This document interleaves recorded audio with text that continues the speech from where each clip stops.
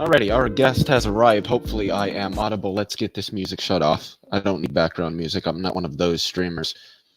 They tend to have some problems, I think. Anyway, Nathan, I'm assuming you're all right with me calling you Nathan. I feel really dumb now. I probably should have asked you in an email before I used your name, Nathan. I only know your first name, so I used just that. Yeah, no problem. That's fine. Right on. But I definitely should have asked first, and now I'll remember to do that next time I have a discussion with somebody. But welcome to the channel. How are you? I'm doing well, thanks. Thank you for having me. How are you doing? I am doing very well, other than my camera never wanting to. It's weird. I've never had this issue. I don't know if it's because maybe my curtains have changed a little bit because I have an AC unit in the window now or what, but it doesn't adjust right, and it's kind of annoying, but there is nothing I can do about it. But other than that, I'm doing fine. Right on. Since everybody knows who I am, I hope. If you don't, you should subscribe. Actually, no, you shouldn't. That's a bad idea. Why don't you go ahead and introduce yourself, tell the audience a little bit about yourself and how we came to set up this discussion. Yeah, okay. Definitely. So, my name's Nathan, and I am currently a student. I'm going to school for nutritional cardiology, and I'm also kind of detouring or dabbling with or will be dabbling with some astrophysics stuff going forward. I am interested in the heart specifically because of an angiogram. Can I show it? Do you mind if I show something real quick? I can just. I'm okay with that as long as it won't get a strike on my channel. Yeah, no, you'll be good. This is information for anybody who would like it, but this is why I am in school. This is an angiogram, a picture of an artery in somebody's heart. The A side is narrow arteries. This is actually what the leading cause of death in our country looks like. This is cardiovascular disease. And when you get a buildup of plaque, it causes a narrowing, causes high blood pressure. And then on the B side, they had a systemic widening of their arteries without medication, without surgery. This has only been done with nutrition. It's the only way in our medical clinical data to have shown reversal of heart disease, which is a step above prevention. It works for prevention as well, but a lot of people have gotten out of pain, off of medications, things like that. So that's some information for. It's only been done with plant-based eating, by the way, which is like vegan. And there's like some cholesterol saturated fat reasoning for why that is able to cause reversal. But that's kind of what I'm in school for. I also do have kind of my, like I'm into science in a lot of ways. Like I really like engineering and stuff as well, and building and construction and stuff like that. I think it's all really interesting and really neat and really good for society to have that kind of stuff. I love people and discussion is amazing. I think our communication can do a lot with the world. If people would communicate, we could solve all our issues and resolve things. That's how resolutions are achieved. And peace is always an option, and I'm a big advocate of that as well. But I think that there's a lot of disagreement in places in society, and so I think the more we can work together, the more advanced all of us will be. We'll have better quality of life, which is what I think science and technology, engineering, math is all going toward, like could and should go towards personally. But I really like talking with people and listening and learning, and especially if they're really nice people. Leo is, and so I'm really honored to be here. I like to have fun and stuff too, game and sports and all that, hanging out with people. Board games are really cool, and card games and stuff. So a little bit about me, I guess. But yeah, I just Leo and I we have debated before, and so we have talked about cosmology, and in scientific discussions, I like defining your terms is important, and knowing like what is science versus what is philosophy. And then that's kind of how we got into this conversation about wanting to talk about the philosophy of science and philosophy and science, and ideas and what evidences there are, and how, like, the difference between something that is only an idea versus evidence, and things like that. Yeah, really looking forward to this conversation, and yeah, that's how we got here. So yeah, I would say that sounds pretty darn accurate. Plus, I'm really interested to hear that you're going to school for that, and that the motivations that you have for doing what you're doing. I think that's really, really good, and I think it proves a claim I often make, is that most people who go into academia, particularly at the advanced level, do not go into it because they think there's a lot of money. They go into it because something like with you has motivated them, or they just have a very, very strong interest in the subject. Think about it. Who spends 8 to 10 years at university getting a PhD in mathematics? Okay, you gotta really like that. It's not for the money, like. yeah. But I did want to say that. Also, agree. I wanted to say, what was that? I'm sorry.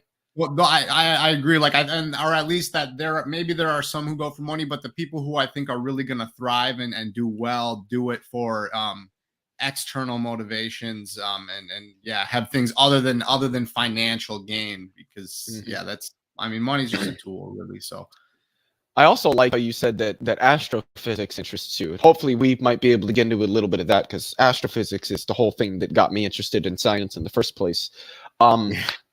But I know that you're really the one that wanted to have this discussion. Not that that's a bad thing at all. So I wanted to give you the honor of asking the first question, or maybe making the first statement that might be controversial, whatever direction you'd like it to go. Yeah.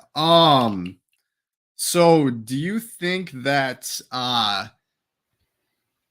science and philosophy have some overlap, and then they have kind of their differences as well? Do you think that there is a realm of science that is outside of like idea and speculation, but is essentially like empirical, like the natural empirical sciences are not necessarily philosophically speculative, they just are, and then we kind of interpret and extrapolate from there? So I do think that there is an overlap between science and philosophy. Sorry if I clear my throat. Jesus Christ, I can't English properly right now. Sorry if I clear my throat a lot. Phlegm happens to me a lot, apparently, when I stream. I don't know why. Probably because I start talking more than when I was just sitting there quietly watching Ger streams before, which is a channel you absolutely should not subscribe to. Anyway, I do think there is an overlap. After all, science used to be referred to as natural philosophy, and Newton's famous work was entitled it was the Mathematical Principles of Natural Philosophy. So I do think there is an overlap. Are there areas of science that I think aren't like speculative simplicator, but aren't maybe necessarily as empirical as some other areas? I do. I think that's what, like, a lot of theoretical science, like theoretical physics, people who are working on quantum gravity, who are working on eternal inflation, string theory, supersymmetry, stuff like that. BSM, beyond the standard model physics that goes beyond the standard model as we currently understand it, standard model of elementary particles. We don't have really any empirical data, or at least not very much, for a lot of those ideas. And some of those ideas we already know probably aren't correct, like string theory or supersymmetry. But we can still try to mess around with the ideas a little bit and see if we can't tease something out of them that might be useful. And this is why sometimes it might seem like scientists are being very, very redundant about what they're doing. But there are reasons for it. And the final thing that I wanted to say, that hopefully is addressing the question that you asked, is that while I think that science and philosophy are related, I would not say that they are the same thing. I do think that there are philosophical principles and metaphysical theses and certain epistemic concepts that are utilized in science. But for me, when it comes to philosophy, I advocate for what I would myself call sort of a naturalized philosophy, where I'm not scientistic, but I do think that philosophy should be guided by the empirical sciences. And me personally, I would include many aspects of the social sciences within that. Things like economics, social science broadly, so areas of sociology, because I do think there's actually a lot of overlap between stuff that happens in human society as a physical system and physical things as a physical system, like a box full of gas. Anyway, so Okay. I do. What's that? Okay, yeah, no, I'm just following along. Is there anything you'd like to say at this point? I don't want to spend too much time talking. Yeah, no problem.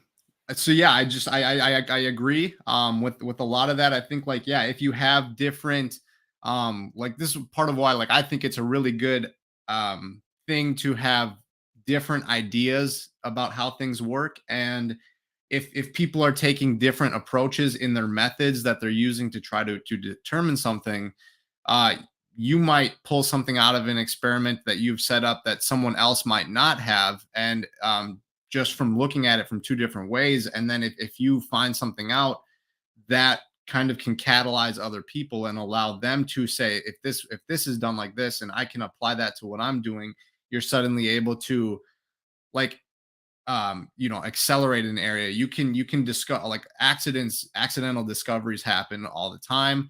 And then to being able to verify them and validate them, and put them through a process where you can then repeat it, like, that's part of something that that allows, like, the dependability of replication is something that is really beneficial to our development and our advancement. And however we can get those, like, encouraging discussions about different ways of thinking. If you disagree with somebody on something, but they make a point that is very valid, and it causes you have to think differently. It encourages your brain to work in other ways and try to comprehend new information, new data. And I think that that's really good in general, because it creates a lot more interactiveness. And so I think that this stuff is good. It's interesting to hear you say like, science and philosophy, and then getting that into, like, sociology, and, like, finances or economics, and things like that. And I think, like, morals and stuff too, like, um eh, eh, we as people, we use all of these things. So, like, I wonder if there's a human determiner that's put onto it, in that, like, do we try to associate everything together because it's our experience, or can we sort of compartmentalize these things, like something specifically scientific? Like, if you have water in a narrow tube and it draws up through capillary action, there's not really, like, um finances in that, or ethical reasoning behind that. Like, there are natural processes, but then, like, what do you do with that narrow tube of water? Do you use that to transport particulates from one place to another to cause, like, a chemical reaction? Do you use, do you take scientific technology and turn it into weaponry as far as ethics go? Like, are you willing to harm people with these things? So I think, like, that's part of what I think is really cool about this topic, is there's so much integration between these various fields. And so I do agree with you on that. But I think that's a striking thing to note, is that, like, natural sciences can have um kind of societal existential types of impacts. Part of what I'm an advocate of science. Like, I think people should be interested in science and stuff. So part of what I think makes it so neat. um so if can I going off of that, I did want to ask you about something that I have experienced. Do you think that science is, like, is science settled, or are there sciences that can become settled and some that are still up in the air? Under like I guess, and you could say like assuming standard conditions. So what I would say is that I think there can be things in a variety of fields of science that are settled in that they will not change regardless of the advances that we make. But for me, and I'm not saying that you were saying this, I'm just throwing this out there. For me, or that you would disagree with this, science isn't an object or something like that. It is a method. It is a set of steps, things that we do, techniques that we have, approaches that we take to understanding and explicating features of the world around us, and I would say our place within it, and then we can perhaps use that to inform how we may choose to behave. But I would say that, so for instance, all baryonic matter is made of atoms. That is settled. It doesn't matter how much more we learn about atoms, how much better we develop our understanding of nuclear physics or particle physics, the standard model, it will always, going into the future, be true that all baryonic matter is constructed of atoms. Now, we might discover other forms of matter. We might discover they're also constructed of atoms, but that's not going to refute baryons being constructed of atoms, nor is the fact that baryonic matter is constructed of atoms refutes that there could still be other atoms and other form of matter made from them. So I don't think science is ever settled, but I think there can be things in science that are settled. So like we see that there are small pieces of matter, very small individual units, and then maybe so that would be like an observed thing that we know is there, it's settled, and then how an interaction might occur if you mix a cation with an anion, that would be up for determination, like what will happen. And if we see two things attract closer to one another, that would be okay. Now we see that, and that is objective as well. Now it's why, like there, then you would get into the philosophical side of it of like why do things do what they do, and these kind of create more questions that then allow you to set up further experiments that allow, like one of the things about science is it probes at these matters and lets you kind of dig deeper into, you learn one thing, pose questions, or make observation, questions form, and then you can go about setting up something to allow you to be able to learn more about that, the why of it, or the how of it. uh, okay, so do you think, going, I guess kind of based off that answer, um certain, like if it's a concept or an idea about how something works, maybe something abstract, would you say that, or something that is, if something is not observed, can it be settled still? Let me go ask that. Um, when you say observe, do you mean any form of detective interaction, or do you mean physically seeing? um if it was measured, uh okay, it can be observed or measured, not using like inference or extrapolation or philosophy, but like, yeah, if you want to measure, but if it has no measurement, no observation, do you think that that is something that is up in the air for scrutiny, or for like critical analysis, I'll say? Like if somebody proposes something like that? um yeah, so like I guess I could get, if you have like the theory of evolution is what I've experienced this with, is if you have an idea, um you're supposed to be able, well, okay, so like in science, just to clarify, like in science, a theory doesn't mean an idea. A theory is something that has been supported with evidence, multiple lines of inquiry of evidence. In non-science, like outside of science, someone has a theory, it can mean an idea. I think that's part of the definition of a theory. But in science, the hypothesis would actually be like the idea, and then you can set up the test and then go from there. And then if a bunch of hypotheses are confirmed and they all cooperate with one another and collaborate with one another, then you get to, and they all support each other. Now you can start to develop a theory. But are like some of these theories up um for scrutiny, I guess would be what I asked, because my thought is that if you question something in science, you're allowed to then say you question a theory. You would be able to go to this hypothesis that was confirmed or that hypothesis that was confirmed, and then say, here's the evidence for it, or here's where our experimental data is going to be allowed to speak. So do you think that like those types of kind of foundations or frameworks that are used for science to postulate ideas, do you think that those things are allowed, like should be questioned? Do you think it's good to question those, or that it can benefit to question these things? For me, it would depend on the nature of the entity. Because there are theoretical unobservables posited in many areas of science. Some might consider in quantum mechanics, if one's a wave function realist, they might consider the wave function to be a theoretical unobservable. I wouldn't, because I don't believe in what's often called the psi-ontic picture, or the idea that the wave function is a physically real, or at least an ontically real thing. Some might propose that quantum fields are theoretical unobservables.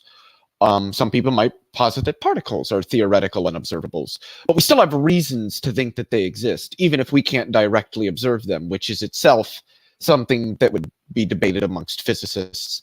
But if there are models in science that posit things that are very, very crucial to the model, can't be observed or detected or measured in any meaningful capacity, and that either are not meaningfully inferred or there's no reason to infer it at all, then yeah, I would question that model. Probably, hopefully, I would be able to do it against other potential models in that field. Okay. So yeah, okay. And so like if you make an observation of something, and depending on, you know, what are we looking at is something that could be asked. Like if you are looking at you know, a cup of water that is there, and I mean, you could get into like, well, what is water? What, you know, how are you measuring it, or things like that. But like if you were going to like say you were going to create like a theory about how water cannot go, let me think, can't like, you can't have water go uphill under natural conditions. It goes downward to a lower energy level, because water is trying to go towards low energy. And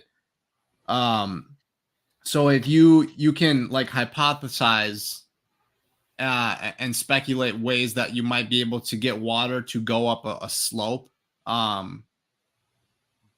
you have to like be able to have the experimental data. If you were going to claim that hypothesis was going to be part of the theory, you would have to have something that supports this, you know, characteristic theory of water. You would have to have something to show that is plausible, especially when our observations of water, the natural tendencies of water, are that it goes towards low energy rather than towards high energy. So like with that example being like, if we make claims, they have to be substantiated, right? And they have to have merit to them. They have to have some sort of physical backing, because science is a physical world thing. It cannot be something that is strictly theoretical, strictly in the mind. There has to be a natural backing for it, I guess would be. For the empirical sciences, yes. Yeah. It works from methodological empiricism, the idea that anything that we can empirically confirm about the world is going to be a natural thing. So when we go out to understand the world, what we can expect is that we're only going to come up with natural explanations for things that we observe. Because anything that we can observe and we can have the capability of explaining, once we do so, is going to be a natural thing. I mean, if it wasn't, how are we observing it in a natural world? So, yeah, for empirical sciences, you're going to have some sort of, I mean, there's got to be a starting point for developing a hypothesis. Most hypotheses aren't born out of thin air. Mm-hmm. At least not as far as I'm aware. Yeah. Okay. So do you think that if you were going to have like two theories, two framework theories that were both able to make inference on data, both able to potentially like that both have application in the real world, and they're both, you know, can equally infer based on the observations, because any theory has to be able to incorporate an observation into it without falsifying it for it to stick, you know, kind of stick around and be plausible. Do you think that there should be a favorite of one theory over another if they're both kind of able to cover observation? Sounds like almost an underdetermination problem. So it depends, because I don't think that scientists, when looking at theories, particularly different, or I should say different models that can both at least relatively equally account for the data, when they're trying to decide, okay, so which one is probably the better model here, which one's going to be the more accurate one, they're not going to be looking at the model's simpliciter. They're going to be looking at other background conditions, auxiliary assumptions, and auxiliary hypotheses, fit with the data, fit with currently established scientific and philosophical paradigms and principles, and all sorts of things of that nature. And when we do that, usually one of the models comes out over the other. So, for instance, with respect to specifically special relativistic effects, Lorentzian relativity can reproduce the vast majority of that just fine. But the reason that we select special relativity and don't use Lorentzian relativity are because of the auxiliary hypotheses and the auxiliary assumptions that scientists are working from. The assumptions that are made and accommodated, or I shouldn't say assumptions because they are things that we observe. It's just working them into the framework. They're accommodated by Lorentzian relativity, but in special relativity, they directly fall out of it. Also, we can develop special relativity further and get general relativity. We can't really do the same thing with Lorentzian relativity. So even within this very limited, this very narrow framework, they're effectively identical with respect to reproducing the observations that we see. There's going to be auxiliary reasons for why we've selected special relativity over Lorentzian relativity. Because it allows you to get more out of it. The lines of thinking that are generated from it allow special relativity to have more expression than Lorentzian relativity. In essence, yes. But then this gets into differences between theories that predict versus theories that merely accommodate. And with respect to the framework I take with the philosophy of science, it's a view called predictivism. And it's the idea that the ability to predict novel phenomena is one of the single most important features of a good scientific theory. Not the only one, but one of them for sure.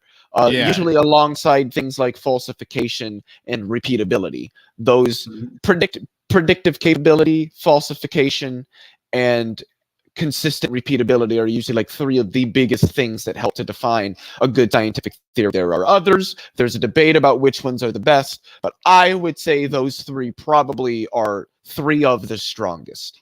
And if you're going to do like a lab recreation of something, then it also would have to have natural world implications. You can't be using things that are outside of what we would expect in a natural world. Like you have to keep things realistic in that sense for them to that is correct. Have the real world application. Yes, that is correct. Otherwise, it sort of becomes an anything goes. Like if you want to say that, well, my model predicts or well, my model, and this is why prediction versus accommodation is good, because, you know, a claim that you'll hear a lot of naturalists make, just to kind of use this as an example, is that the framework that science uses for understanding the world is often referred to as methodological naturalism. I prefer to call it methodological empiricism, because of how Sean Carroll frames it in his book, The Big Picture. But the claim is often made, it's only ever been natural methodologies and natural substrates and natural forces and natural entities that we use for understanding the world around us. Theism hasn't delivered that. There isn't like a methodological theism out there. And theists often respond by saying, oh, well, I mean, number one, they'll say that how theism contributed to the development of science, which is not entirely false, but ultimately beside the point that's being made. But they'll often say that, oh, but theism can accommodate. We don't need to reproduce electromagnetism where specifically a theistic framework provides for a better explanation. We can accommodate electromagnetism into the theistic worldview. You can, but merely accommodating that is not a point for theism. Now, I'm not going to say having electromagnetism is a point for naturalism, but worldview like a theory of like if you have a philosophy of economics, like what is it, universal basic income, if you think that is good, like there's a difference between having a philosophy. That's more of an idea. A broader like philosophy would be, well, it depends on how you're using philosophy. I would say neoclassicalism. Okay.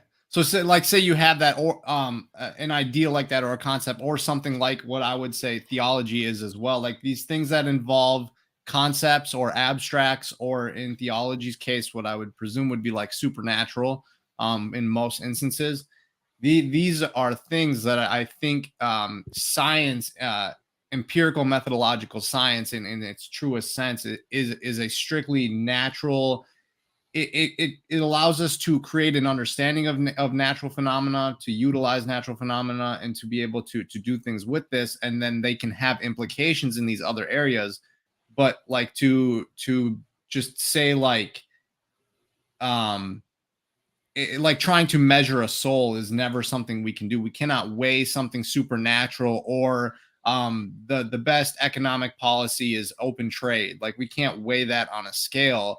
You can get results from certain things, like if you have two economies in similar conditions and you try one thing here and one thing there, what are the differences? You can see what, you know, if there are differences, or if you have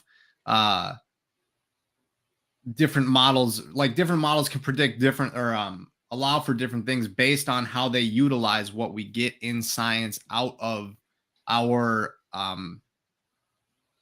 natural learning and reasoning. It's then up to us as humans as how we apply this into these other areas of thought. Like you can't weigh thought, is I guess would be a summary of that.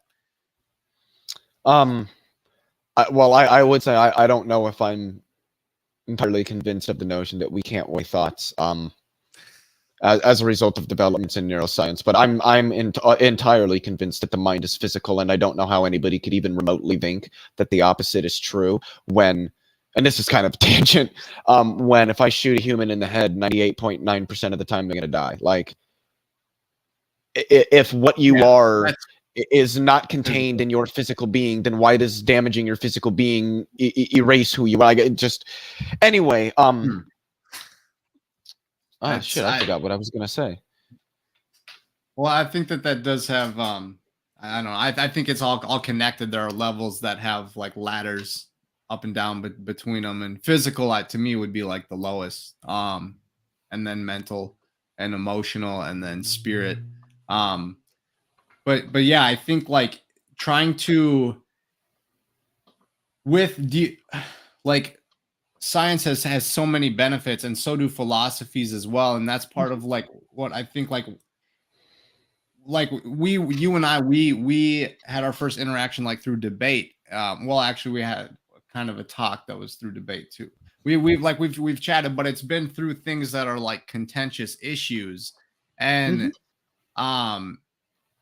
I think that is part of like contention is good. Having like people that are trying to critique you or are being really like are scrutinizing you and really trying to make sure that you know tighten up your screws and sharpen your corners and everything. Like those are good things that help with refinement and with developing things that are working their way towards more and more accurate. And like do you think that having, because there are some people who will say like discussing cosmology or origin, like these things are not even up for debate because in scientific circles there's no it's not a debate, and it's like unanimous and everything. And then which is odd because like science isn't like, do you think that these types of discussions are good and can stimulate development? Because I do like the notion to me of like majority of scientists think that you know X and therefore Y, and so it's like how science is not supposed to have authority, is not supposed to have consensus, and is supposed to have like data as well and everything. So I'm Well, the thing is that I think a lot of people miss is that when it comes to the empirical sciences, consensus is sort of this auxiliary result of all of the data coming to the same conclusion. And so as a result of that, all of the scientists accept that conclusion. So when people point to a consensus, what it's designed to do is say, we're dealing with globally tens, if not hundreds of thousands of people whose literal livelihoods is studying this particular thing. And all of them agree and have for decades on this claim about this thing, and all of the data and the research and the experiments that have been done on this thing say the same thing, which is why all the scientists say it. So that means that that thing about this other thing is probably true, and that's why all the experts accept it.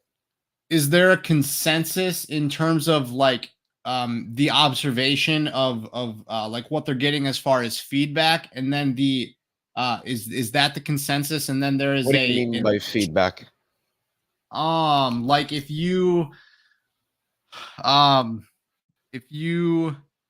see if you have like a voltmeter and you detect energy in something, like you have something that is telling you the measurement, there's this many joules of activity going on here, then do you like that would be consensus. If you measure this thing with this voltmeter, you're going to get this readout every time you do it. Now that would be consensus. Well, that would be repeatability. Yeah, and that would like done an experiment and repeated it. Every scientist who looked at that, or every person who looked at that voltmeter would have, that would be their, this, you know, it reads 7 joules or something like that. Like it would just, that would be the reading, and everyone's going to share that consensus. But now how you interpret that, is that where you can get, is that also a part of the consensus? Is what a part of the consensus also? The like how you interpret the data. Is that allowed to? Yeah, usually, yeah. When it comes to empirical sciences, a lot of the times, it's going to be very, very difficult to interpret. If you're truly understanding what the data is telling you, it's going to be very hard to misinterpret what the data is telling you. There's very little room for people to just wildly speculate, because it's empirical science and the margins of error are designed to be very, very small. So, and that's one of the things is scientists have an actual system for measuring degrees of confidence. And I always get it mixed up. Andrew might know in the side chat. If he does, I hope he corrects me if I get it wrong. But it's either sigma 3 or sigma 5 is the point at which scientists consider something to be a confirmed observation. Like when we first discovered the Higgs boson, it was actually first measured in October of 2011, but it wasn't finally confirmed to the whatever sigma it is until July of 2012, which is when the announcement was made. Because scientists waited that long to make sure that what they were measuring was the thing they said it was before they released. Yes, thank you, Andrew. 5 sigma. And I think that I think that 5 sigma is that the odds of this observation being skewed in a significant way is like 1 in a million. So you're talking very, very accurate observations. It's a high degree of precise accuracy in the measurement. And I think it has to do with standard deviations about the measurement made. And once that's reduced to a certain point and the measurement holds sigma, like at sigma 5, then they're like, yes, this is a confirmation of an observation. Okay. And that would be, and then that's, once you get something that is that confirmed, it's essentially like an unchanging science. Like science is not settled until it. Well, scientists wouldn't expect it to change. Yeah, under standard conditions, all things being the same, or gradual, like uniformity. If things just proceed, unless there's some major changes to the system, you're going to get the same results. Oftentimes, you're going to get the same result even with major changes to the system. Like the only way that you could change the measurement of the Higgs boson would be to go to temperatures, energy levels like what we would have seen during the reheating period when the Higgs field wasn't even an active field. It hadn't turned on yet. But the thing is, when that stuff changes, there will be reasons why, like that you're at an extremely high energy level. Like I'm talking like 10 to the 28 kelvins or something like that. Then you might get changes. Yeah, that'd be really hot. But we're going to know about them. And we know about electroweak symmetry breaking and its relation to the Higgs field and the Higgs mechanism and the activation of the Higgs mechanism in the early universe, giving elementary particles mass, giving rise to the W and Z bosons having mass, and the very, very, very narrow range thereby of the weak interaction, which was the initial reason that the Braut-Englert-Higgs mechanism was proposed, was to explain specifically the masses of the W and Z bosons, which mediate weak interactions, which are responsible for radioactive decay, amongst other nuclear processes. Have they made the observations of mass being added to something? Well, what kind of mass? Because there's inertial mass, I think it's inertial mass, rest mass, and then there's relativistic mass. So you're not going to add rest mass to something because, like, say this lighter, the rest mass of this lighter is the mass that this lighter has in an inertial or a non-accelerating frame of reference, which is a frame of reference, which I think you probably know what a frame of reference kind of means in physics, just for anybody watching who doesn't. It's sort of like a coordinate point of view we can look at when we're measuring an object. And the reason we talk in this way, physicists talk in this way, is because there are variables that can change from frame of reference to frame of reference. So now frame of reference is a thing physicists have to consider when they look at the world. So in a frame of reference where this thing can be treated as non-accelerating, where it's in its frame of reference, it's at rest, that's its rest mass. But if I threw this thing, this is a hypothetical, bear with me on this, I know it's ridiculous. If I threw this thing at 40% the speed of light, its relativistic mass will increase as a result of the extremely high momentum that the object has. And some other special relativistic effects. Relativity. Yeah, it gets more massive the closer something gets to the speed of light. There's yes, because you're increasing the ultimate energy contained within the system. And energy and mass, there is a relation between energy and mass. I think technically there's a relation between, there's multiple relations between energy and mass, depending on whether you're looking at it relativistically, fully or not. It gets complicated. This is why I tried to. So, like, as you add energy into something that has mass, despite energy not having mass itself, once it gets incorporated into a mass system, it can express as mass, as added mass. Well, as added energy. Effectively, it's not like and this is why. Well, does the mass of the object go up?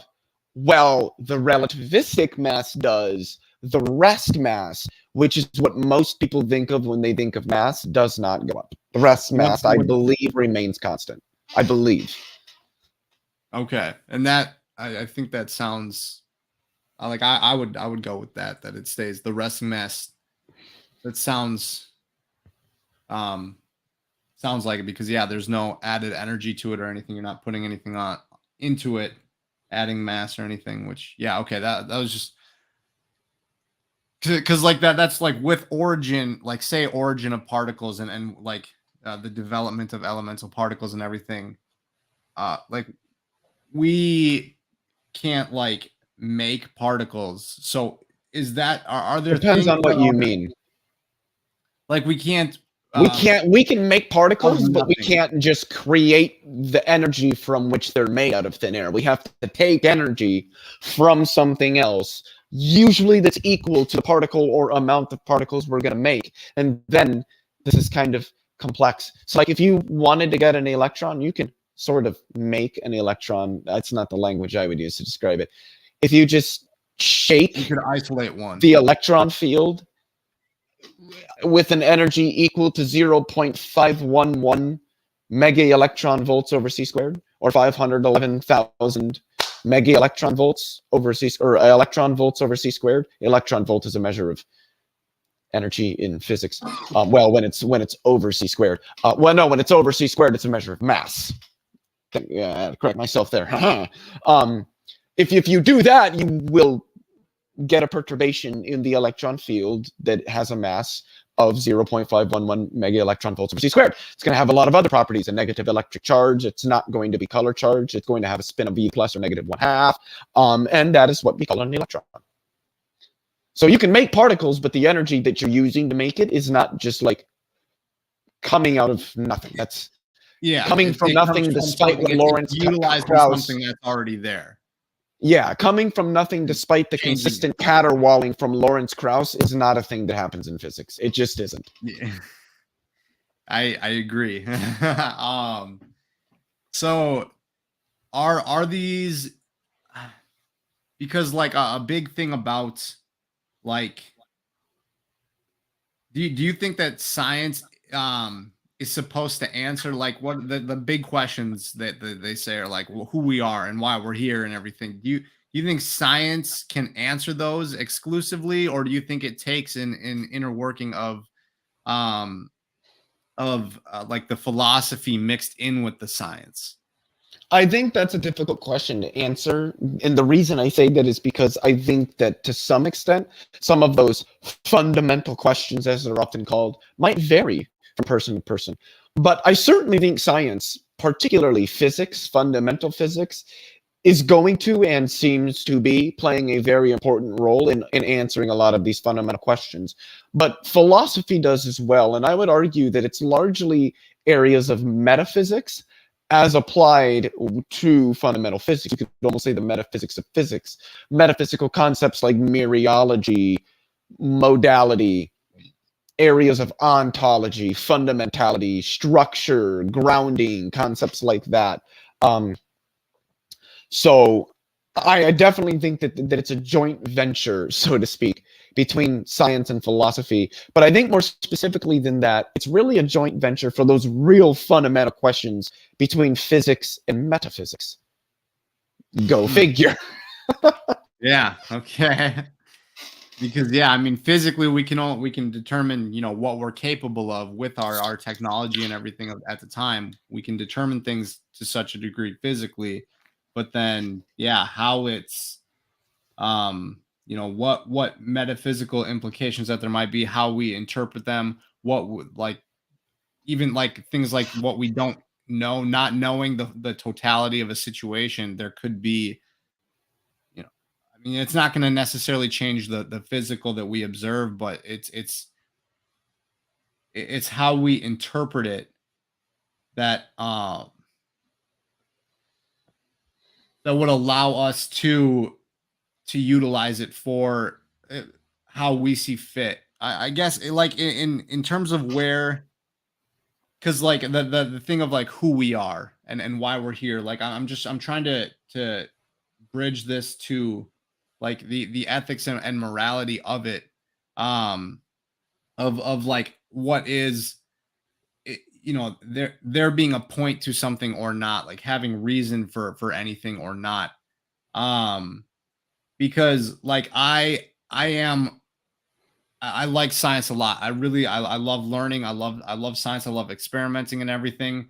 But to me, like and like why I'm in school is because of the implications of it, like how we can benefit one another and society as a whole and elevate has to do with what we can learn through sciences and what we can accomplish, what we already know, what we're learning, and what we will learn. These things can all benefit if we choose to take the benefit side of it. Um, and like that's where like asking the questions of who we are and why we're here and what we're doing. There are implications that depending on what we as a society use as our framework in science, it can determine and shape certain it can allow for easier schools of thought to be versus not to be. Um in that like if you um say, and this is going to get a little bit into like my personal beliefs, but like evolution for example versus being created in a garden. um the one of the actually the key evolution strangely and the globe as well are direct inversions to the Bible, whether that was scientifically determined and just a coincidence or not. But like one of the things is that evolution says Can I ask a that quick question? yeah. Just a really quick question. Mhm. Which do you think is more likely to be incorrect on something? Centuries of well-developed scientific methodologies for empirically examining the world, or a book written thousands of years ago by people who had none of those methods and technologies available to them? If it was a book written by man, I think that would have be subject to We don't know who the fallibility. book was written by. The book was just written thousands of years ago and says a lot of things that do not line up with what our empirical analysis of the world tells us. Which one Uh, is more likely to be incorrect on those things? The empirical well, methodologies or this thousands-year-old book? the empirical parts of science are true yesterday as today as will be tomorrow. The part about the book is that if it is a book that makes claims, you can test those claims, and part of like the We claims have. that the okay, yeah, We we have have, tested. and That's what I'm there saying. We have tested the claims. And when we do so, the results that we get completely disagree with what the book says. So well like should we say, say, well, fuck the results that we got through this empirical method. Let's just go with what this book says, even though all of our experiments say the opposite. Wait, do you think that's the most rational position? Or should you say, hey, I think this book got some things wrong? yeah, so the book being the Bible actually does say to prove all things. So the Bible is actually saying test this book, test what is being said. And the Bible, as far as like it's not just the Bible is not a science book, but there are things that Of are course not. scientifically testable in the Bible. There Oh are yeah, things that are they are testable testable for morally. sure. Yeah, and so like the Bible, for example, talks about the Daniel diet and how Daniel ate plants and drank water, despite the king offering him lobster and wine, and he was, you know, after 10 days Sounds noticeably like he better got and cooked. different. I'd have taken the lobster and the wine and maybe some bitch. Yeah, I'm and sorry. I'm just being silly. no, you so like but like so there are like things that the Bible talks about, like having plants be good, being good for us, being good for our physiology. And we today are learning that it's like right now it's the only way to reverse heart disease. It's the only How way long shown. do you think humans have known that a variety of different plants are healthy for them? We don't really seem Mind to you, know it in plants like culture cannabis. today. Mind you, plants like cannabis have been used for almost 12,000 years, Yeah, well, and we there are have an consistent endocannabinoid records of system in therapeutic our benefits of them. body. Yeah, What's that's that? what plant. We have a cannabinoid system in our body. Like we have Mhm. a receptor for, for cannabinoids, and that's what like that would be something that the Bible like. We have a lot of cultures today that eat a lot of animal products, especially like here in America. It's a majority of what Are people you a eat. vegan? Just a quick question. Yeah, Not that yeah, it's wrong if you are. I don't care. I'm not, but I'm not gonna like yeah. No, you know. I am, and actually, that's to like one of the reasons why I believe that the Bible was not written by man, but was written by God, one of the reasons, or the Holy Spirit working through men, but men weren't putting their own opinions into the Bible. One of the reasons why I think this is that the Bible talks about how we were originally supposed to eat plants because there was no death. And that to me wouldn't make sense if we were in ancient times, especially reliant on the hunt and the gather, and mostly emphasis, especially for men, on hunting and getting these big game kills and eating animal products. If that's been incorporated throughout the And evolutionary cooking meat, development of human which society, was an integral part of development of eating meat, was the cooking of it. was for the development of man, it was being able to cook and eat meat, to eat animals. Whereas the Bible, so if we have these cultures, according to the narrative of evolution, we have cultures that are eating animal products. Why would the Bible come along and say originally we were plant eaters? Why wouldn't it try to appeal to the meat eaters and talk about the benefits of eating meat and how that was our original? Could it be that the men who wrote this down were not actually inspired by any god and just didn't know what they were talking about? That's an option, but I don't think that it is consistent with the context. And to circle back to where the frameworks that you get with the Bible versus like evolution, and how we can take our sciences and apply it to our morals and our societal behaviors, is the Bible talks about in the beginning there was no death, that it was paradise, essentially a very good creation. And whereas evolution says that we're kind of here because we survived better while other things around us were dying, or if we were hunting, we out hunted and weren't hunted ourselves, and so we were able to do these things, to survive, basically based off the death of things around us, life forms around us.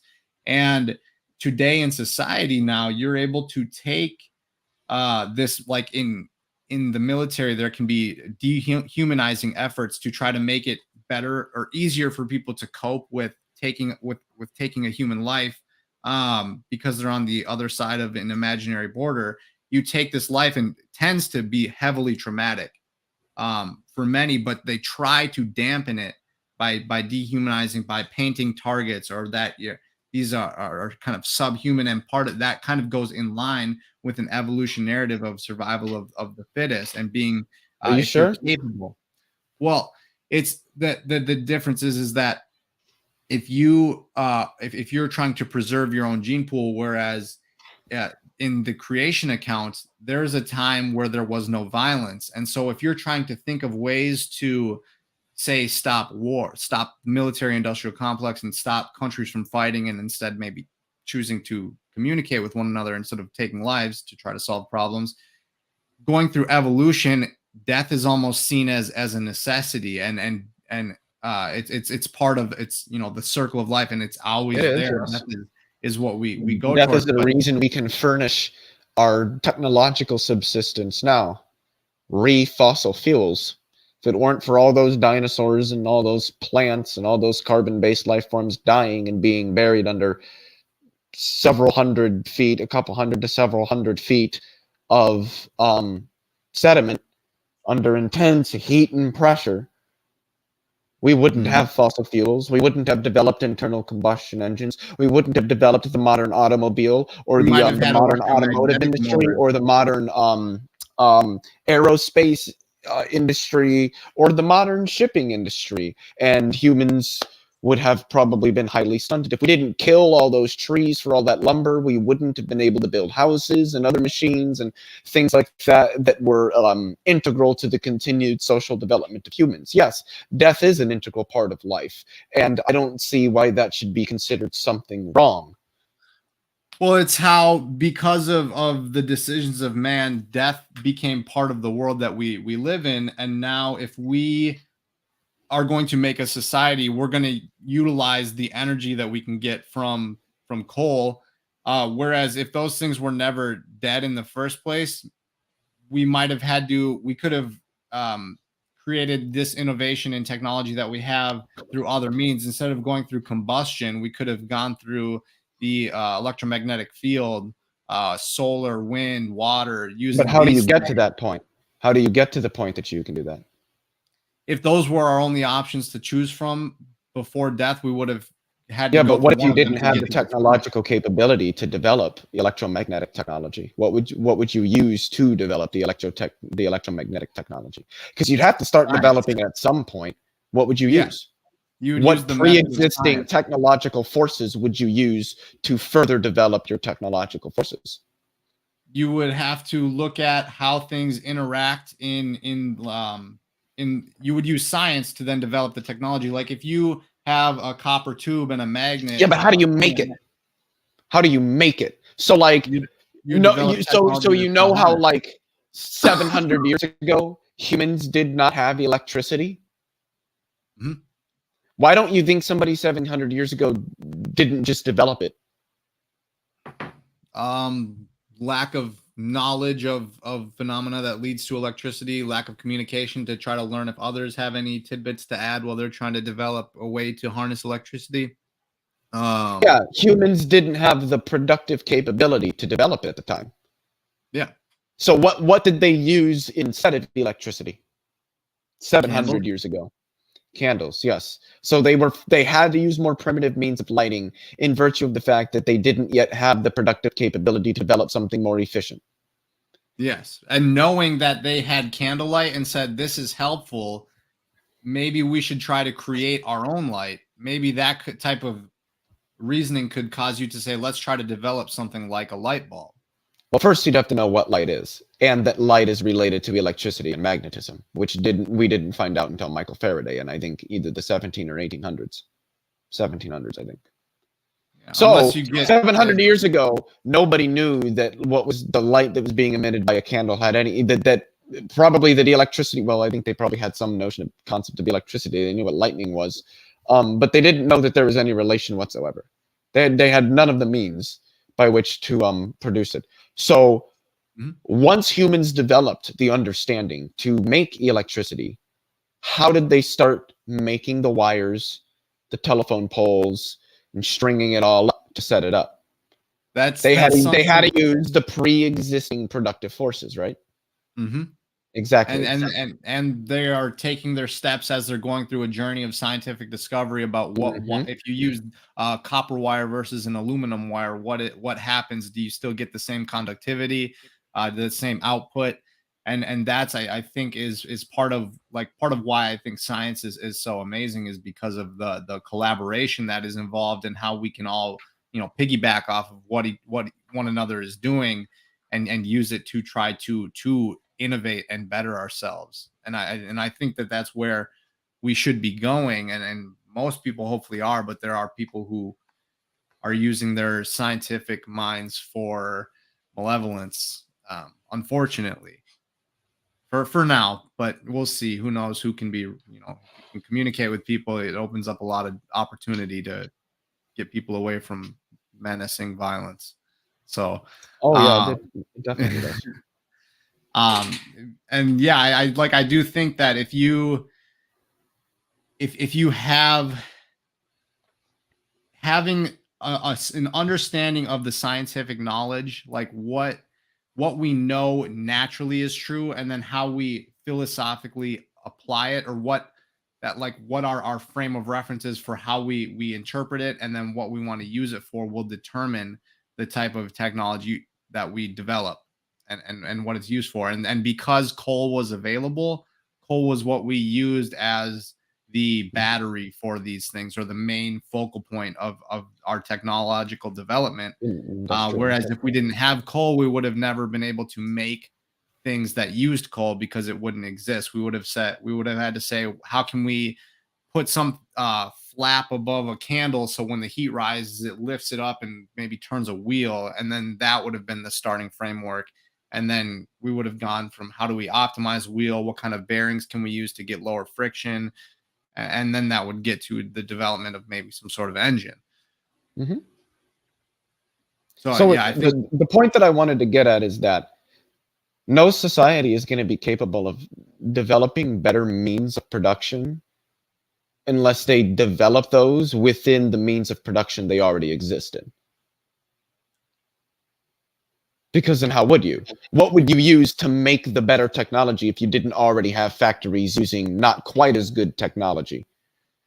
Yeah. Okay. So yeah, you would have to use, if you needed to design, like fabricate engine parts for a new type of energy source. Say you're using coal to make wind power. You have to use that coal to make the machinery to allow you to get to the wind power to then start harnessing it. You're not just Exactly. stuck in coal. You're not just, we can Hmm. only make coal using products from the coal using machinery. Um, Yep. like you're allowed to jump to new areas. And now once you have fully sustainable wind power, now you're able to use that instead of the coal. So you can Exactly. transition to new areas of new technology. Yes. Yes. And that's the point that I was getting at earlier, is that no society is just going to be able to jump over coal and over fossil fuel all the way to electrical technology, because how would they make the electrical technology? They'd have to first find out about coal, find out about heat, to find out about efficient ways of using heat to make power. Hey, I can boil steam. Hey, when you boil water, its volume increases 1,600 times. Hey, I can use this pressure to move this thing. And then here's what I can do. I can attach a rod to that thing and then attach that to another rod that is itself attached to a rod, and it will go around, and I can like spin stuff if I need to, and then it keeps developing.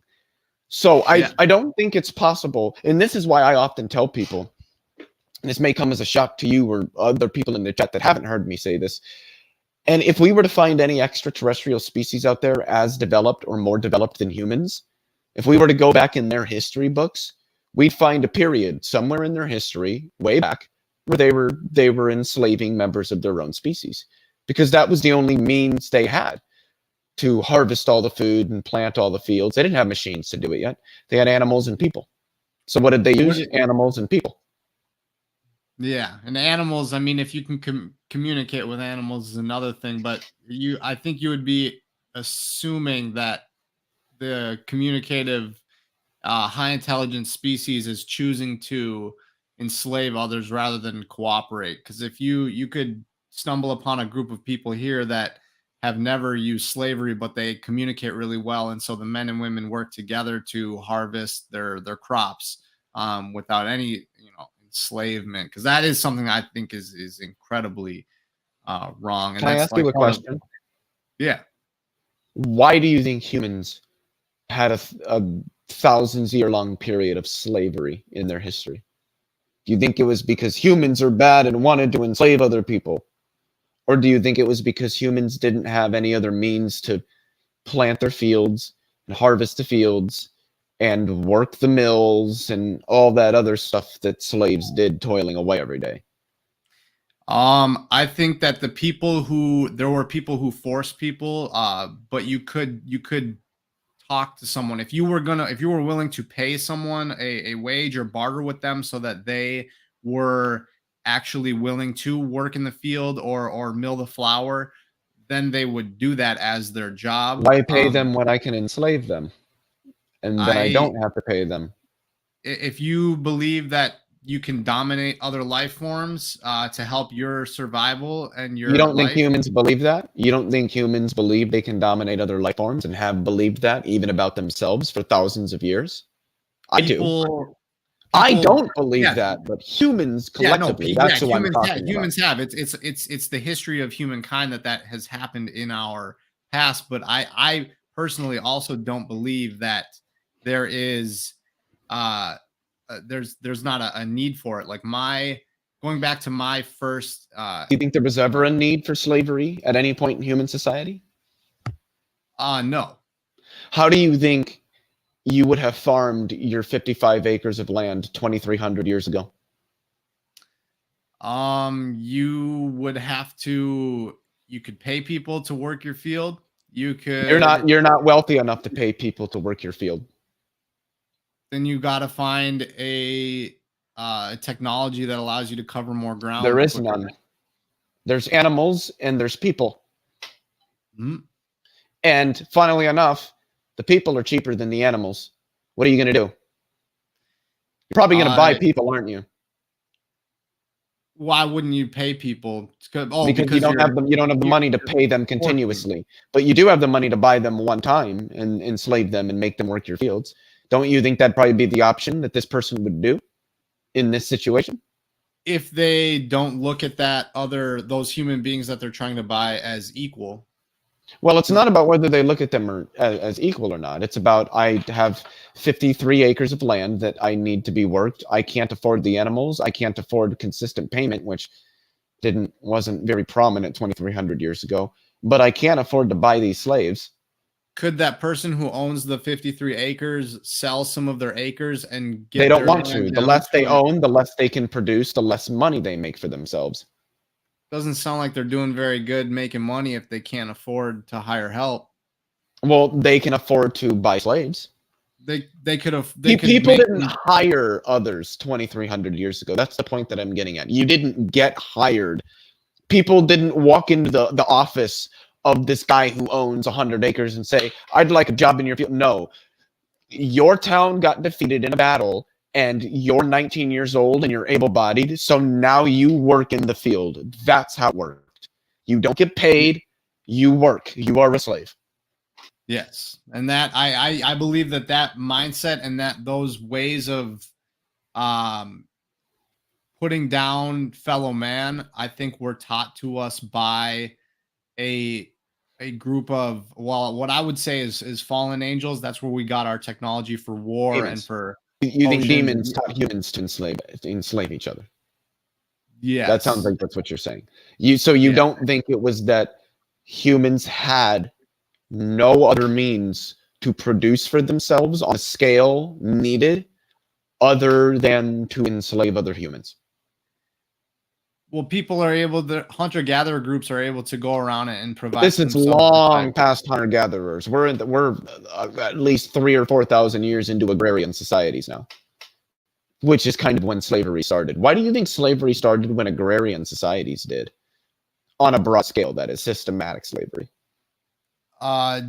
Lack of ethics and want to develop technology. So ideas that humans had, not conditions that humans lived under, but ideas that humans had.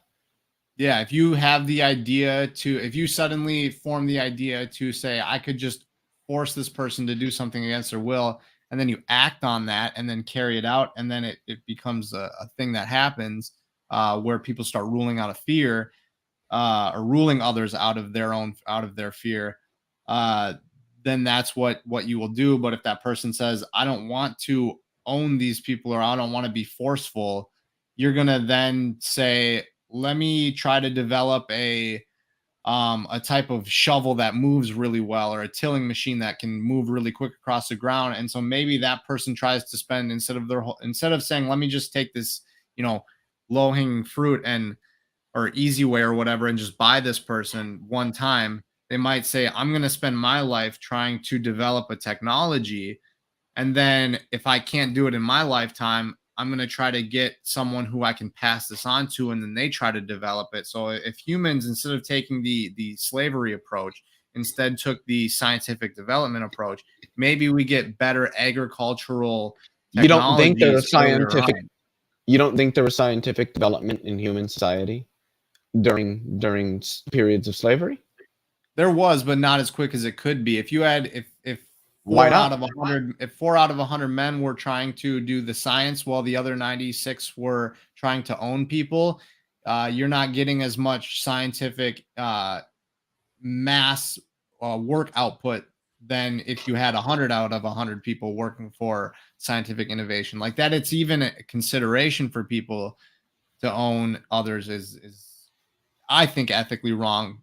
So you think it was just a mere consideration? You think that like humans thousands of years ago could have just chosen to not do slavery? Yeah, it's a choice. It's a choice, and people have free will, and you can choose to just if you went into a village and wanted to like take the people over, you're choosing to want to go into that village and take the people over. You don't have to. Like if you were inherently peaceful towards one another, if you hate someone for whatever stupid reason, and you, because I like anyone who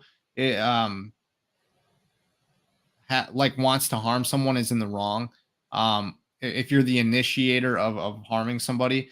So if you just leave someone alone, you're inherently peaceful to them. You don't have to raid that village. You don't have to go attack someone or force them to do something. Just leave them alone. If you don't have the means to do something for yourself and you would have to force others to do something so that you can accomplish it, then you have to find another way. Otherwise, you're going to do something that I would say is morally wrong, which would be to take people over by their own fear, by forcing them to.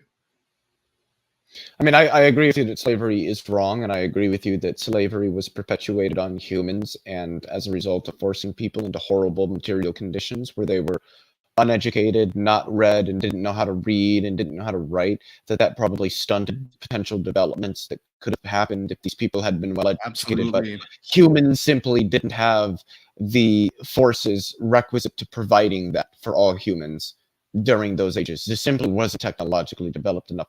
Yeah, this discussion is kind of getting a little weird. There's a couple of people. Well, no, that and say- I mean, I mean, good, we are 'cause still discussing philosophy of science. and It's just you are philosophy of because social science right now. if you take the scientific innovation that could be, if you had a bunch of men get together and say, let's try to put something together and create a machine that our whole village can use for farming. Now you don't have to own these people or try to go out and own people and get them to do that work. So you could actually, depending on what your ethics are and your philosophies, what you know about science or what you're willing to try to learn about science, you can then cause uh, the lack of a need to own people to get the results you're looking for. You can find the other ways of doing things to circumvent ownership of others, because if you are an ethical group of people and you don't want to do that stuff, you're going to have to find out some way to feed everybody and do it, the right way. Well, what I would say is the right way, which is, through proper technological development and not ownership of people. And I think that if you, certain frames of like your view on origin, or if you believe in a creator or not, where that creator is, can allow people to make it easier to justify wanting to own someone or wanting to take the technological route and go that way, because ethically, according to like something like evolution, there are no ethics. It's whatever you need to do to survive. If you have the means to own another life form and you can do it and it helps your survival evolutionarily, you're benefiting the likelihood of your ability to pass the genes on. Technically, evolution doesn't say anything about ethics because evolution is a scientific theory.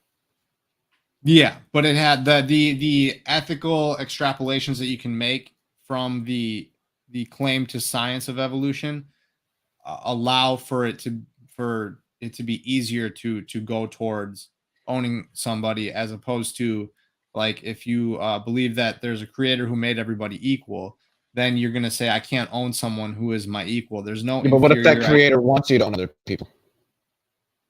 And what if evolution gives us an innate drive to not want to do that, like it seems to do?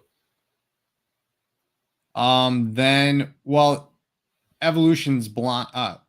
Evolution is blind, so it's going to be chemical reactions determine if this person has the chemicals that say own somebody versus not to. Then it would be. You think owning people or the desire to own people has to do with chemicals? In a strictly naturalistic view, where everything is chemicals and everything is just a physical brain. Not everything is chemicals on a purely naturalistic view. There's a variety of emergent processes and functions and structures and the relations and all sorts of things that are very, very important to understanding these things and how they play out. Okay. Yeah. So there are, but do they have physical stems? What do you mean? Like if you have the brain putting together an image, there are physical processes that are going on that allow you to see something in your mind that is bigger than the actual just cations and anions switching places on the other side of a barrier. like if I have an image of a lake and a beach and picnics and trees and all that, it's more, that image has more to it than just the chemical processes that cause an area of my brain to light up or another. And then if Yeah, that's a a lot special more, lake, a hell of a lot yeah, more, much more. yeah, Reality is much more vibrant than that. yes. But there would be in me creating that image. There's a natural process that like my brain would create an image in a you know if my brain was hooked up to wires so that they could try to chart my brain and see what areas lit up, there would be a lighting up of regions. But that is a physical process, and that's what like with naturalism things do get boiled down into. Everything has a natural reason, cause, effect, explanation for everything. Yes. As opposed to like if you have a creator who tells you to own people, um, I wouldn't worship a creator that says to do that. Yeah, neither would I. Yes, I think that would be wrong. Like to me there are criteria to, if you are going to worship a creator, I think that there would have to be criteria. Does the creator have to be all loving? I think so. All knowing? I think so. All ethical? I think so. So like those, if a creator doesn't meet those criteria, I wouldn't worship that creator. But I think like evolutionarily, we have this view of science that allows us to Shit, it's past 4:20. is it, Go ahead. Go ahead. I actually probably do have to get going here in a minute, but yeah, you missed by two minutes there, but Missed by 2 minutes. it's I do think that there is implications to how we view things, what framework we go into. Are you saying moral implications specifically? Societal implications, I Okay. guess, based on morality, because if you go into, So then they would ultimately be moral considerations that you're referring to. yeah, I think that's so, going to be problematic to say that there's moral implications made by scientific statements. I don't know how there could be. Scientific statements tell us about what is. Moral statements are about what ought or ought not to be. And as for anybody who is familiar with David Hume should know, I don't know how you derive an ought from an is. Nothing about the way something is can tell you about how it ought or oughtn't be. That's a determination made by agents intentionally, normatively, based on some standard or set of standards they use when analyzing these situations. yeah, if So you it seems that there's going to be a fundamental jump between is descriptions and ought. I don't really want to say descriptions, prescriptions, I guess you could say. yeah, that's a good point, because like if you have a small piece of metal and you can send it at a velocity, and at a certain velocity, it will be able to go through things, and eventually it would be able to go through my skull. Should you then do that just because you can scientifically measure and determine at 2,000 feet per second, this piece of lead will be able to penetrate a skull and go through it? Then you get the should you, ought you do that, or ought you not to? Well, I think the ought considerations come from considering what you can do with particular technology, but nothing about the way the technology is informing your moral considerations. Your moral considerations are being informed by your normative standards. It's kind of tautological to say, but fuck it. Your norms with respect to analyzing what this technological device is capable of doing. But the device simplicator in and of itself doesn't tell you anything about what you ought or ought not do with it. Yes, and I think though that is, and I like, I'm a in my mind I polarize a little bit, like empirical sciences versus like philosophy. I'm on the other sides of the Venn diagram. Because if you have a philosophy of evolution and it tells you that there's going to be better and lesser genes, certain gene pools will allow you to survive better in certain conditions. And if you have to do things to preserve your gene pool, what you think is the best genes, then you can do those things or should do those things. Like, I think that those philosophies allow people to take things that we know, like we know that people have different gene expressions and stuff, but then to be able to say, well, because there's a difference, they need to be eliminated, for example, which is completely wrong. Not right, in my opinion. Depending on your framework that you take into a science, it might allow you to say, well, maybe there are too many people in the world, and so we should make more contraceptive type things, or encourage people to get operations done so they can't have kids or something like that. Whereas, like, that's not going to get informed by science. That's going to be a stance that they have. Yes. Yeah. Science doesn't tell us whether we should provide more contraceptive care or something because which we're not overpopulated. That's the first thing all these people who keep claiming that we are need to understand is we're not. Not by a long shot. No, not at all. But take care of a lot of people. And take care of a lot of people well if we share resources properly. And as you would, any one of us, if we were in office, I think could understand, like, you need to distribute resources, but apparently the people in office can't really figure out that we should give. Well, they just don't care. Their interests lie with serving the needs of others who are usually very wealthy and powerful. But that's not what this discussion is about. Separate way.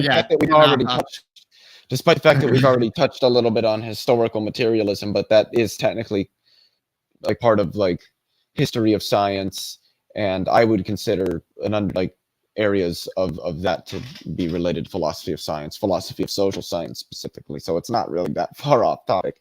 But anyway, what was I going to say? I was going to say something. I forgot what it was. Well, I guess if there's something you want to say, go ahead, because I forgot what I was going to say. Let's see. So, yeah, I do. I think it's an interplay between, like, there's a philosophy of science, but then I do think there's philosophies and there are sciences as well.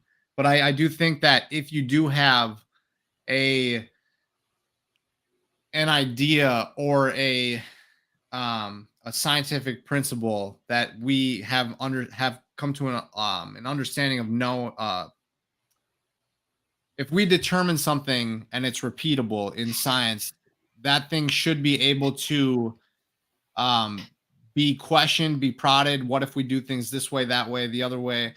And whatever is determined. When should we stop questioning? At what point would you say, okay, this is established, we don't need to question this anymore. Let's just try to tease out, let's see how far we can take it. Let's see if it tells us anything else. When's the point where we say we don't need to continue stressing this because we've repeated it so many times? Do you think there's a limit? If you are asking, if you're asking questions that can allow you to set up new tests, then I think you can keep questioning. But I think if you pose a question, set up a test, and you get your answer to that question, and then you repeat it, that would be something that is scientifically stable. Scientifically, it's what is, it's what's shown, it's what's empirically demonstrated.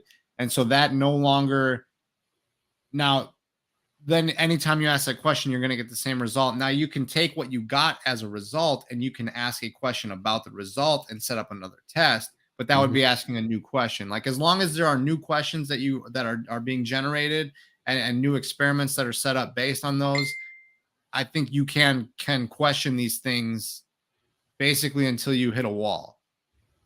That's interesting. You almost just described what in a Lakatosian philosophy of science developed by Imre Lakatos, who was a Hungarian philosopher of science, mathematician, logician, stuff like that.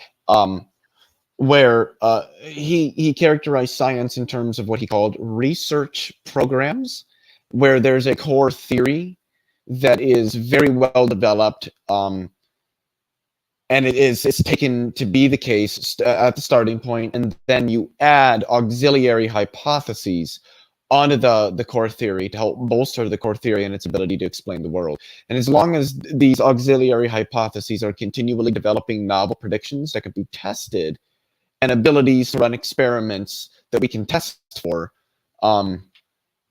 it is what's called a progressive research program. Once one of those auxiliaries becomes kind of understood and has been shown and repeated, made it through falsification and is able to maybe make some predictions, does that auxiliary point become part of the core? They can. Certain auxiliary hypotheses can become a part of the core theory. Usually that may happen once this research program has become degenerate. That is where all of the added auxiliary hypotheses are near purely ad hoc to rescue the core theory or to rescue the model rather than continue developing, at which point you get some sort of like major paradigm shift in the form of an observation or something that causes sometimes a small change to core theory, usually a radical change to the auxiliary hypotheses. You begin developing new auxiliary hypotheses that begin, once again, to provide for novel, testable predictions that begin to be confirmed, and you're once again working within a progressive research program.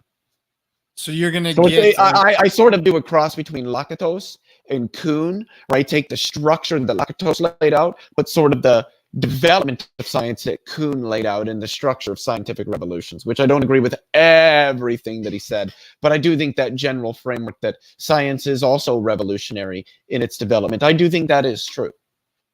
And that's when we were having our debate, or you had mentioned something along that, and that's where I was like, yeah, this is like, that's when I was like, I want to talk more with him about this, because that I think is, I agree with that a lot. And so essentially, like, if you have this core and then you're building this auxiliary theory, these theories off of it, that auxiliary theory is either going to circle back to the core and fortify it, or it's going to take you off into a new point where you reach a new core, which is that revolution, which is that turning point.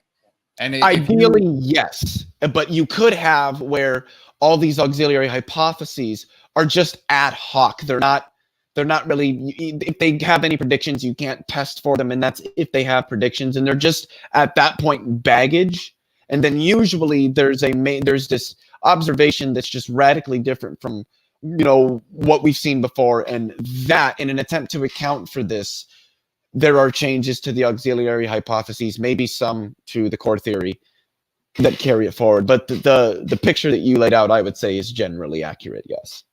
And you have to be able to ask questions that stay grounded in reality. You have to be able to ask these questions to get to revolutions. Do you think that if you don't allow people to question things in science, that you are stifling the potential growth of science?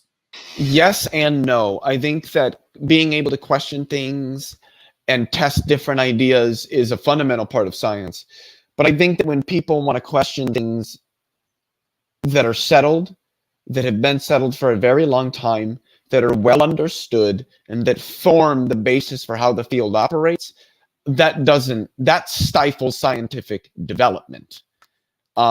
More so than letting actual researchers ask meaningful questions, I would say, which should be allowed. But there are times when, no, we don't need to ask questions about this. This is something we understand very, very well.